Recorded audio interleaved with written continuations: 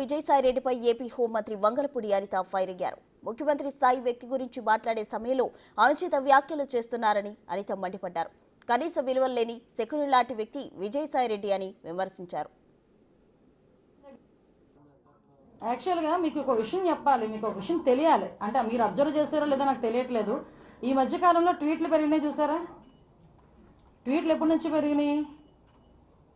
LOC ఇచ్చిన దగ్గర నుంచి పెరిగినాయి. ఎల్ఓసి ఎందుకు ఇచ్చారు? వాళ్ళ అల్లుడికి ఎల్ఓసి ఇచ్చిన దగ్గర నుంచి పెరిగినాయి. ఇచ్చిన దగ్గర నుంచి ఏమవుతుందంటే ఒక చిన్న అలజడి స్టార్ట్ అయింది.